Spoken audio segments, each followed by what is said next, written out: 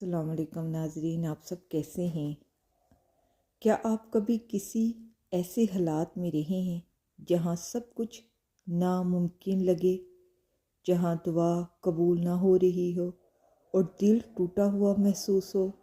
اگر ہاں ہے تو یہ ویڈیو آپ کے لیے ہے۔ آج ہم بات کریں گے معجزے کیسے ہوتے ہیں، اللہ کی مدد کیسی آتی ہے، اور ہمیں کبھی بھی مایوس نہیں ہونا چاہیے۔ بس آخر تک دیکھیے گا، کیونکہ شاید یہی الفاظ آپ کی زندگی بدل دیں۔ ہمیشہ اللہ کی رحمت پر بھروسہ کرنا چاہیے۔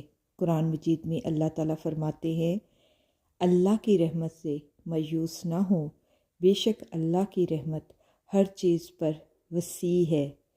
آپ کی زندگی میں جتنی مشکلات آئیں وہ سب آزمائش ہے، لیکن ہر آزمائش کے بعد آسانی ہے۔ دعا کی طاقت کو سمجھنے کی بھی کوشش کیا کریں اور دیکھا کریں کہ اللہ تعالیٰ فرماتے ہیں، مجھ سے دعا کرو، میں تمہاری دعاؤں کو قبول کروں گا۔ تو آپ اللہ سے مانگے، کیونکہ وہی سب کچھ جانتا ہے اور وہی سب کچھ دے سکتا ہے۔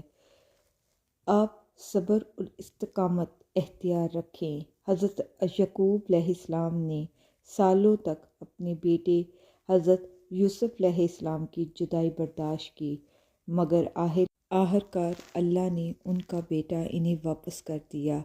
صبر کا پھل ہمیشہ میٹھا ہوتا ہے۔ اس کے علاوہ آپ اپنے ذہن میں مثبت سوچیں نہ رکھا کریں۔